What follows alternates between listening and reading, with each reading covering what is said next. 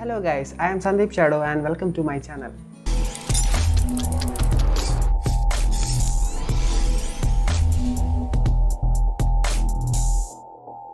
ഇന്നത്തെ വീഡിയോ ഒരു ക്യാമറയെ കുറിച്ചാവാം. അപ്പോൾ പുതിയൊരു ക്യാമറ Canonന്റെ EOSR മിറർലെസ് സീരീസിൽ EOSR5 എന്ന് പറഞ്ഞൊരു ക്യാമറ ഇപ്പോൾ നെക്സ്റ്റ് മന്ത് അതായത് ജൂലൈയിൽ ലാസ്റ്റ് വീക്കോട് കൂടി അവർ ലോഞ്ച് ചെയ്യും ആ ക്യാമറയുടെ കുറച്ച് സ്പെസിഫിക്കേഷനും സ്പെക്സ് ഇപ്പോൾ പുതിയ ജനറേഷൻ അങ്ങനെയാണല്ലോ സ്പെക്സും കുറച്ച് ഡിസ്അഡ്വാൻറ്റേജസും നമുക്കൊന്ന് നോക്കാം. Canon EOSRൻ്റെ ചില പോരായ്മകളെന്ന് വെച്ചാൽ അതിൽ സ്റ്റെബിലൈസർ ഇല്ല, അതേപോലെ തന്നെ മെഗാ പിക്സൽ കുറവാണ്, അങ്ങനെ ചെറിയ ചെറിയ കാര്യങ്ങളെല്ലാം ഉണ്ട്.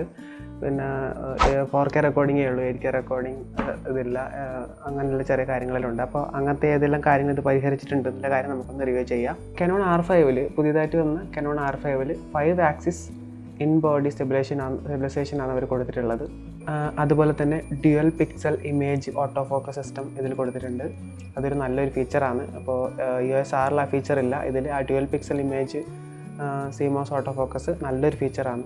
പിന്നെ ഇതൊരു മെമ്മറി സ്ലോട്ട് വരുന്നത് ഒന്ന് CF എക്സ്പ്രസും അതേപോലെ തന്നെ UHS-2 മെമ്മറി സ്ലോട്ടാണ്. പിന്നെ EOSR5ൽ പുതിയൊരു ഫീച്ചർ എന്ന് വെച്ചാൽ 8K റെസൊല്യൂഷനിൽ വരെ നമുക്ക് വീഡിയോസ് റെക്കോർഡ് ചെയ്യാം. ഒരു മാസീവ് ഇൻറ്റൻഷൻ 8K റെസൊല്യൂഷനിൽ നമുക്ക് വീഡിയോസ് റെക്കോർഡ് ചെയ്യാൻ പറ്റും. 4K വരെ ഇപ്പോൾ ചെയ്യുന്നത് കുറവാണ്, EOSRൽ 4K ചെയ്യുന്നവരുണ്ട്, പക്ഷേ ഇത് 8K വരെ നമുക്ക് ഇതിൽ വീഡിയോ റെക്കോർഡ് ചെയ്യാം. നല്ലൊരു ഫീച്ചറാണ്. അപ്പോൾ 8Kയിൽ നമ്മൾ വീഡിയോ റെക്കോർഡ് ചെയ്യുന്ന സമയത്ത് 30 ഫ്രെയിം പെർ സെക്കൻഡ് മാത്രമേ നമുക്ക് യൂസ് ചെയ്യാൻ പറ്റൂ. അതിലും കൂടുതൽ ഫ്രെയിം പെർ സെക്കൻഡ് ഇതിൽ അവർ കൊടുത്തിട്ടില്ല. അപ്പോൾ ഇനി വരുന്ന അപ്ഡേഷനിൽ ചിലപ്പോൾ 128 എല്ലാം നമുക്ക് 8Kയിൽ അവർ പ്രൊവൈഡ് ചെയ്യാൻ ചാൻസ് ഉണ്ട്. ടെക്നോളജി അങ്ങനെയാണ് പോകുന്നത്. അപ്പോൾ നമ്മൾ 8Kയിൽ വീഡിയോ ഷൂട്ട് ചെയ്യുന്ന സമയത്ത് 30 ഫ്രെയിം പെർ സെക്കൻഡിൽ മാത്രമേ നമുക്ക് വീഡിയോ ഷൂട്ട് ചെയ്യാൻ പറ്റൂ. പിന്നെ അതേപോലെ തന്നെ ഇതിൻ്റെ ഷട്ടറിനൊരു സ്പീഡുണ്ട്. അതായത് ഷട്ടറിൻ്റെ സ്പീഡ് എന്ന് പറയുന്നത് 12 ഫ്രെയിം പെർ സെക്കൻഡാണ്. 12 ഫ്രെയിം പെർ സെക്കൻഡാണ് ഷട്ടറിൻ്റെ സ്പീഡ് ഇതിൽ കൊടുത്തിരിക്കുന്നത്. എൻ്റെ ഒരു കണക്കിലത് ഹൈ സ്പീഡ് ഷട്ടറാണ്. Canon EOSR5ൻ്റെ കൂടുതൽ സ്പെസിഫിക്കേഷൻ അവർ റിലീവ് ചെയ്തിട്ടില്ല. അപ്പോൾ ചെറിയ കുറച്ച് ഡീറ്റെയിൽസ് ഇൻഫോർമേഷൻ കിട്ടിയത് കൊണ്ട് ഞാനതൊന്നൊരു വീഡിയോ ആയിട്ട് ചെയ്തതേ ഉള്ളൂ.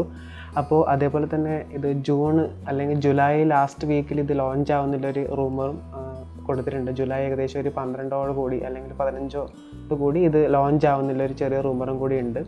EOSRനെ അപേക്ഷിച്ചിട്ട് EOSR5ൽ ഇല്ല മെയിൻ ഒരു ക്വാളിറ്റി അതിൻ്റെ റെസൊല്യൂഷനും അതേപോലെ തന്നെ IBIS ഇൻബിൽട്ട് ബോഡി സ്റ്റെബിലൈസേഷൻ ഇത് രണ്ടും താരതമ്യമാണ്. അപ്പോൾ EOSRൽ ഈ രണ്ട് കാര്യങ്ങളും ഇല്ല. IBIS ഇൻബിൽട്ട് ബോഡി സ്റ്റെബിലൈസേഷൻ ഇല്ലാത്തതുകൊണ്ട് വീഡിയോ എടുക്കുന്ന സമയത്ത് നല്ലോണം ഷേക്കി ഫുട്ടേജ് നമുക്ക് കിട്ടുന്ന ഒരു എഫക്റ്റ് വരും. EOSR5ൽ 5 ആക്സിസ് ഇൻബിൽട്ട് ബോഡി സ്റ്റെബിലൈസേഷൻ അവർ കൊടുക്കുന്നുണ്ട്. അപ്പോൾ അതുകൊണ്ട് തന്നെ ആ ഒരു ഷേക്കിൻ്റെ ആ ഒരു പ്രശ്നം നമുക്ക് ഉണ്ടാവില്ല. അപ്പോൾ ഏതൊരു പുതുതായിട്ട് ഇനി അപ്ഡേറ്റ് ആവണമെന്ന് മിറർലെസ്സിലേക്ക് അപ്ഡേറ്റ് ആവണം അതോ Canonലേക്ക് തന്നെ അപ്ഡേറ്റ് ആവണം എന്നുള്ള ആൾക്കാർ ഉണ്ടെന്നുണ്ടെങ്കിൽ നമുക്ക് കണ്ണും ചിമ്മിക്കൊണ്ട് എടുക്കാൻ പറ്റുന്ന ഒരു ക്യാമറയാണ് Canon EOSR5. എത്രയോ മാസങ്ങൾക്ക് മുമ്പേ റിലീസ് ആവേണ്ട ഒരു അല്ലെങ്കിൽ ലോഞ്ച് ആവേണ്ട ഒരു കാറ്റഗറി ഓഫ് ക്യാമറയായിരുന്നു Canon EOSR5 എന്ന് പറഞ്ഞൊരു ക്യാമറ. പക്ഷേ ഈ COVID-19 സിറ്റുവേഷൻ വന്ന കാരണം കൊണ്ട് അത് ഡിലേ ആയിട്ട് പോയിട്ടുണ്ട്. ഇപ്പോൾ അവർ ജൂലൈ സീസണിൽ അവർ ലോഞ്ച് ചെയ്യുന്നുള്ളൊരു റൂമർ ഇപ്പോൾ കുറേ ന്യൂസസിൽ ടൈംസ് ഓഫ് ഇന്ത്യയിലും ബിസിനസ് ടൈംസിലൊക്കെ വരുന്നുണ്ട്. പക്ഷേ അത് എത്രത്തോളം കറക്റ്റാണെന്നുള്ള കാര്യം അറിയില്ല. പക്ഷേ ഞാൻ അതിനു മുമ്പ് ഇത് പറയാനുള്ള കാരണം നിങ്ങൾക്കിപ്പോൾ ബുക്കിംഗ് അതായത് പ്രീ ബുക്കിംഗ് സ്റ്റാർട്ട് ചെയ്തിട്ടുണ്ട് Canon ഈ ലോഞ്ചിങ്ങിൻ്റെ ബേസിൽ. അപ്പോൾ നിങ്ങൾക്ക് ബുക്ക് ചെയ്ത് കഴിഞ്ഞാൽ എന്തായാലും ക്യാമറ നിങ്ങൾക്ക് വാങ്ങാൻ പറ്റും. അപ്പോൾ ക്യാമറ എൻ്റെ ഒരു സുഹൃത്ത് വാങ്ങുന്നുണ്ട്. അപ്പോൾ അതിനുശേഷം ആ ക്യാമറ ഞാനൊന്ന് ഹാൻഡ് ഹെൽഡ് യൂസ് ചെയ്ത ശേഷം അതിൻ്റെ ഒരു റിവ്യൂ നിങ്ങൾക്ക് ചെയ്യുന്നതായിരിക്കും. പക്ഷേ കൂടുതൽ റിവ്യൂവിൻ്റെ ആവശ്യമില്ല. ആ ക്യാമറയിൽ ഓൾറെഡി EOSRൽ ഇല്ലാത്ത കാര്യങ്ങൾ അവർ ഇൻബിൽട്ട് ചെയ്തിട്ടുണ്ട്.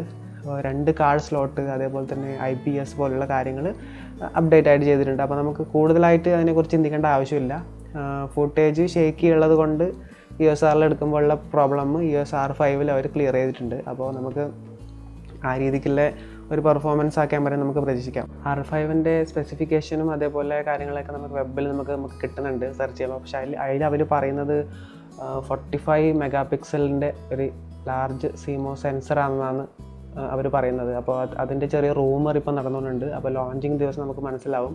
അപ്പോൾ ആ ലോഞ്ചിൻ്റെ കറക്റ്റ് ഡീറ്റെയിൽസ് കിട്ടിയ ശേഷം മാത്രമേ നമുക്ക് ആ ക്യാമറ ബൈ ചെയ്യാൻ പാടുള്ളൂ. കാരണം വെച്ചാൽ അതിൻ്റെ ഞാൻ പറഞ്ഞില്ല നേരത്തെ പ്രീ ബുക്കിന് ഞാൻ പറഞ്ഞായിരുന്നു. അപ്പോൾ ഇത് ലോഞ്ചിങ്ങിന് മുമ്പ്, ലോഞ്ച് ആയ ശേഷമാണ് പ്രീ ബുക്ക് നമുക്ക് സ്റ്റാർട്ട് ചെയ്യാൻ പറ്റുന്ന നല്ലൊരു സമയം. അപ്പോൾ ലോഞ്ച് ചെയ്യുന്ന സമയത്ത് നമുക്ക് മനസ്സിലായി എത്ര മെഗാ പിക്സലാണ്. അപ്പോൾ ഇപ്പോൾ കുറേ 26 മെഗാ പിക്സലാണ് ആ ക്യാമറ ആണെന്നും അതേപോലെ തന്നെ 45 ആണ് എന്നുള്ള കുറേ റൂമേഴ്സ് ഇപ്പോൾ നടക്കുന്നുണ്ട്. അപ്പോൾ കുറച്ചും കൂടി വെയിറ്റ് ചെയ്ത ശേഷം നമുക്ക് ആ ക്യാമറ പർച്ചേസ് ചെയ്യുന്ന കാര്യം നോക്കാം. പക്ഷേ ആ ക്യാമറ എന്തുകൊണ്ടും നല്ലൊരു, എത്ര എമൗണ്ട് എന്നുള്ള കാര്യം പോലും റിവീൽ ചെയ്തിട്ടില്ല. ഡോളേഴ്സിൽ കുറേ ആൾ പറയുന്നുണ്ട്, കുറേ റിവ്യൂസിൽ ഡോളേഴ്സിൽ ആ കാര്യം ഒന്ന് പറയുന്നുണ്ട്. ബട്ട് ഇന്ത്യൻ എമൗണ്ട്, അതായത് INR എമൗണ്ട് എത്ര എന്നുള്ള കാര്യത്തിന് ഒരു തീരുമാനമായിട്ടില്ല. R5 ഇപ്പോൾ EOSRലുള്ള പോലെ വൈഫൈ ഉണ്ട്, പക്ഷേ 5 GHz ഹൈ സ്പീഡ് വൈഫൈ ആണ് R5 Canon കൊടുത്തിട്ടുള്ളത്. EOSRൽ വീഡിയോഗ്രാഫി ചെയ്ത കുറേ ഫോട്ടോഗ്രാഫേഴ്സിനും വീഡിയോഗ്രാഫേഴ്സിനും ഇതൊരു നല്ലൊരു ഓപ്ഷനാണ്. EOSR5 എന്നുള്ള ക്യാമറ ഇൻബിൽട്ട് ഇമേജ് സ്റ്റെബിലൈസേഷൻ ഉള്ളത് കൊണ്ടും അതുപോലെ തന്നെ 45 മെഗാ പിക്സൽ എന്നാണ് കമ്പനി പറയുന്നത്. ആ ഒരു മെഗാ പിക്സലിൽ നിങ്ങൾക്ക് 8K വരെയുള്ള റെസൊല്യൂഷൻ, അതായത് 30 ഫ്രെയിം പെർ സെക്കൻഡിൽ 8K റെസൊല്യൂഷൻ വീഡിയോസ് നിങ്ങൾക്ക് അതിൽ കൊടുക്കാൻ പറ്റും. അപ്പോൾ അതൊരു നല്ലൊരു ഫീച്ചറാണ്. ഇപ്പോൾ 8K ഇല്ലെങ്കിലും കറക്റ്റ് 4K, അതായത് നല്ല 4K, EOSRൽ 4K റെസൊല്യൂഷൻ നമുക്ക് കൊടുക്കാം, ആ ഫോർമാറ്റിൽ കൊടുക്കാമെന്ന് മാത്രമേ ഉള്ളൂ. പക്ഷേ EOSR5 നമുക്ക് കറക്റ്റ് 4K റെസൊല്യൂഷൻ വീഡിയോസ് നമുക്ക് കസ്റ്റമേഴ്സിന് പ്രൊവൈഡ് ചെയ്യാൻ പറ്റും. അപ്പോൾ ഇത്രയേ ഉള്ളൂ EOSRൻ്റെ ചെറിയൊരു സ്പെസിഫിക്കേഷൻ. അപ്പോൾ ഇന്ന് തുടർന്നുള്ള വീഡിയോസ് കുറച്ച് ടെക്നോളജി പരമായ കാര്യങ്ങൾ സംസാരിക്കാൻ നോക്കാം. ഓൾമോസ്റ്റ് ഞാൻ എഡിറ്റിങ്ങിൻ്റെതും പോസ്റ്റ് പ്രൊഡക്ഷൻ്റെയും ഓൾമോസ്റ്റ് വീഡിയോ ചെയ്ത് കഴിഞ്ഞു. ടെക്നിക്കലായിട്ട് കുറച്ച് കാര്യങ്ങൾ പറഞ്ഞു തരാനാവുമെന്ന് കുറച്ചാൾ എന്നോട് ചോദിച്ചായിരുന്നു. അപ്പോൾ അതിൻ്റെ ബേസിൽ കുറച്ച് ടെക്നോളജി പരമായ കാര്യങ്ങൾ ഞാൻ ഇനി വരുന്ന വീഡിയോസിൽ ചെയ്യുന്നതായിരിക്കും. അപ്പോൾ നിങ്ങൾക്ക് എൻ്റെ വീഡിയോ ഇഷ്ടപ്പെട്ട് കഴിഞ്ഞാൽ സബ്സ്ക്രൈബ് ചെയ്യുക, അതുപോലെ ലൈക്ക് ചെയ്യുക, ഷെയർ ചെയ്യുക, കമൻറ്റ് ചെയ്യുക. നിങ്ങളുടെ സപ്പോർട്ടാണ് എൻ്റെ വിജയം. അപ്പോൾ അടുത്ത വീഡിയോ കാണുന്നത് വരെ ബൈ.